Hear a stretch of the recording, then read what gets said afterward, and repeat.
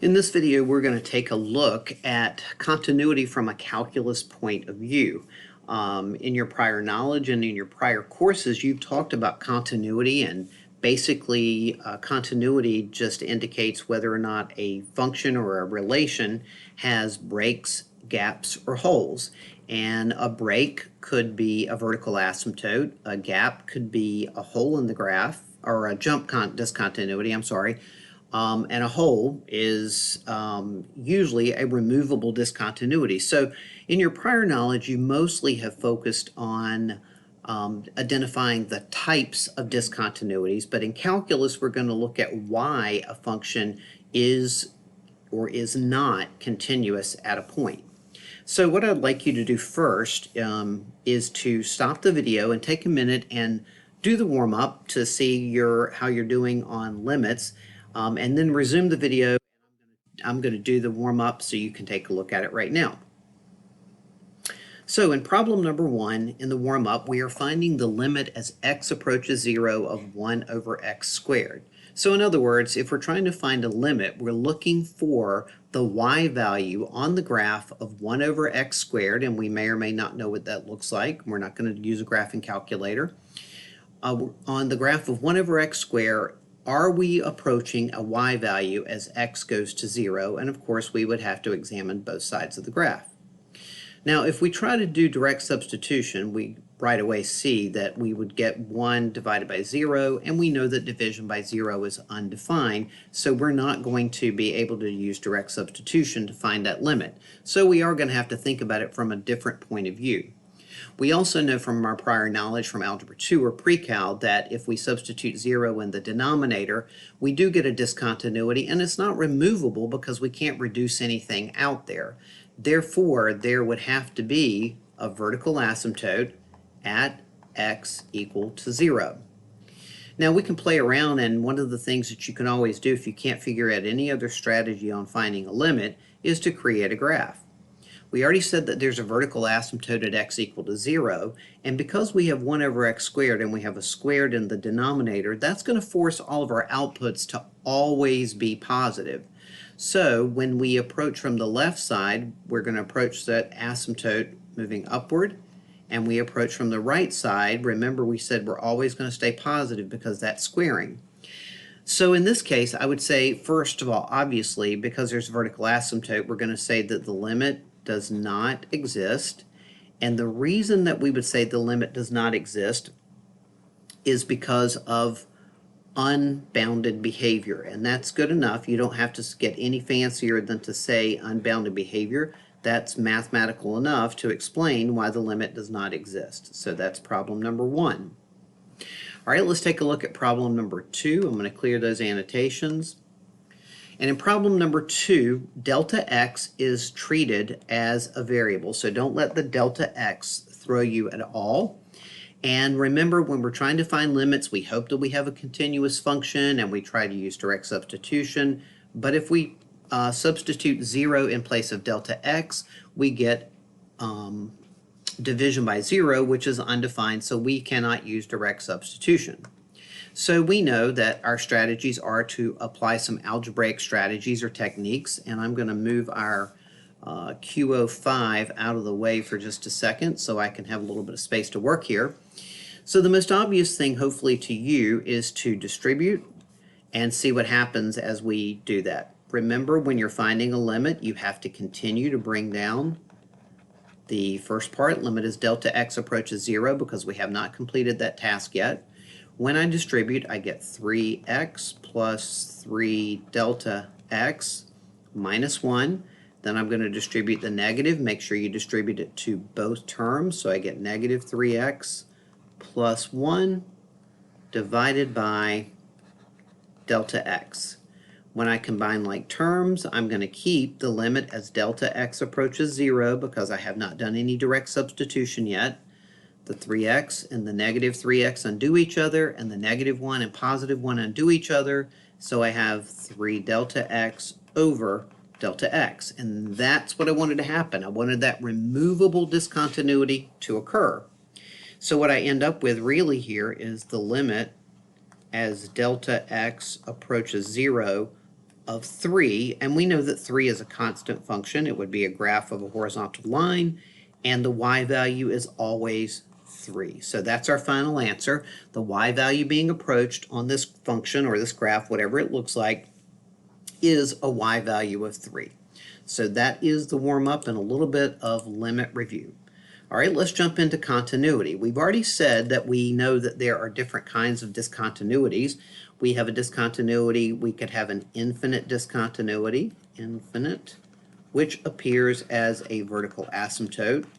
We can have a jump discontinuity, which appears as a jump from one location to another, maybe something like this, and then it jumps to here and looks like that.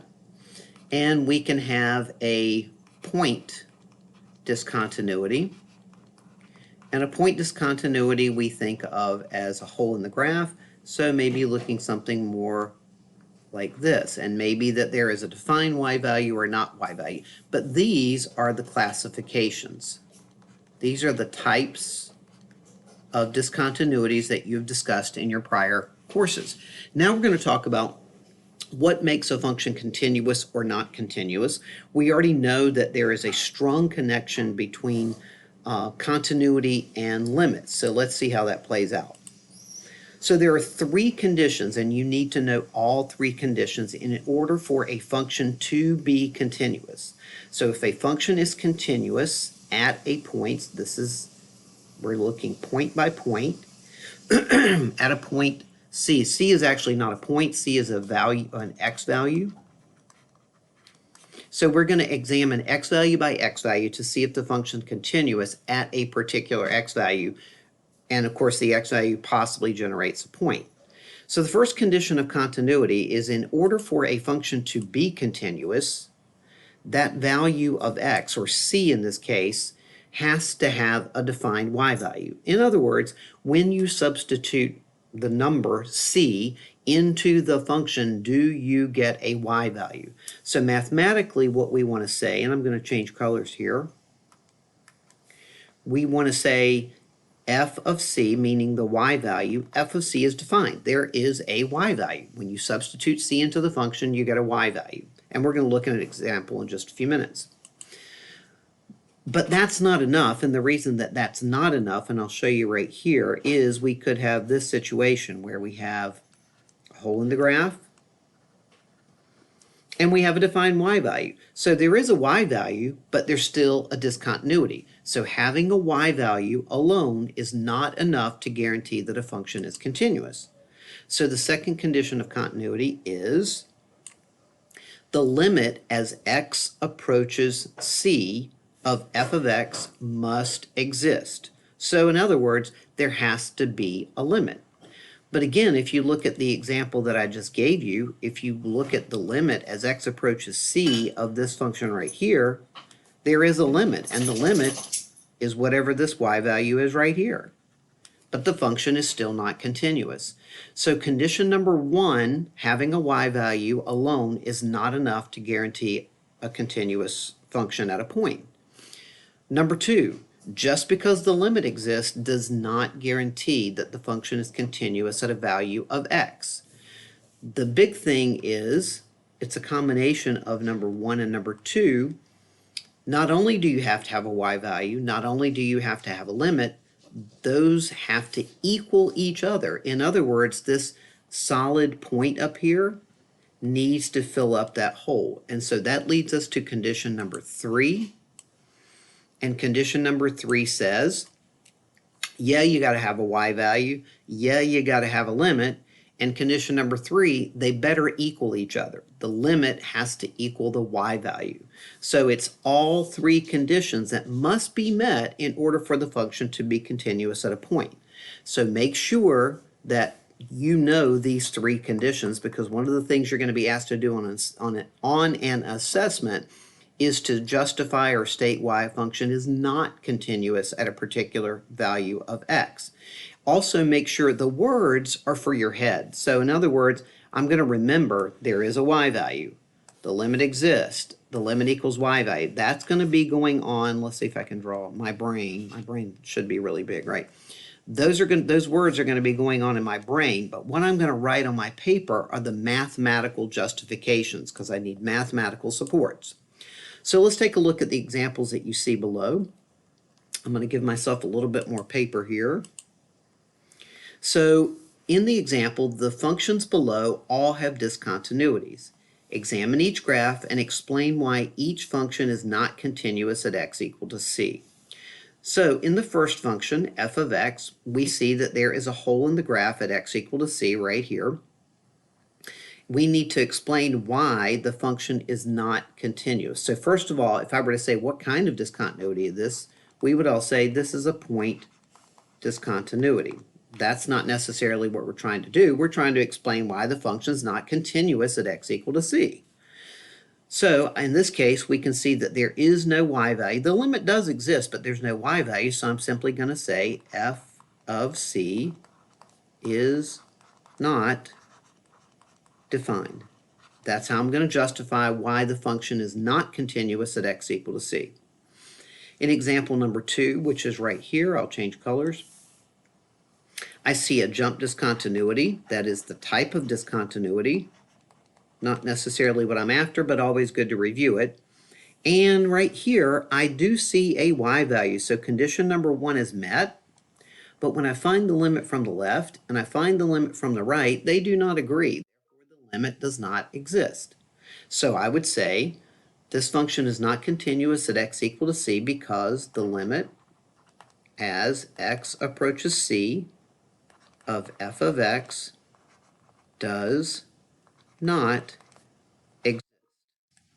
Now, you may be tempted in this case to explain why the limit does not exist. You don't have to really do that because this question is not really about limits, it's about discontinuities.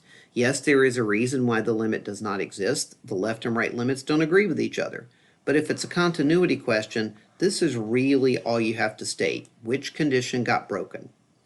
And then lastly, in the third example, we see up here that the function does have a y value. Yay, condition number 1 is met. Here, in this case, we can see that the limit from the left and the limit from the right agree. Yay, there's a limit. But there's a problem. We still have a discontinuity. We have a point discontinuity. And so therefore, the reason that this function is not continuous at x equal to c is that the limit as x approaches c of f of x, in this case, is equal to 3, which is not equal to f of c, which is equal to 7. And so there's an example of all 3 particular cases being broken. So in the first example, there was no y value. In the second example, the limit does not exist. In the third example, the limit does not equal the y value. So those are 3 cases to study for breaking continuity. All right, let's look at the 3 examples. And what I'd like for you to do right now is to stop the video and write a math statement to explain why there are discontinuity, what the discontinuities are, where they occur, and why they are discontinuities. Stop the video, do it. I'm going to go ahead and do them right now so you can, when you resume the video, you can take a look. So in f of x, which is right here, I see that there is a vertical asymptote occurring at x equal to, it looks like, here's -1, here's -2. I'm going to call it at -1.5. So there's a discontinuity. It's an infinite discontinuity at x equal to -1.5. The reason that there is a discontinuity is that f, now notice what I'm going to do. I'm going to be very specific. F, not at c, of -1.5 is not defined. In other words, there's no y value.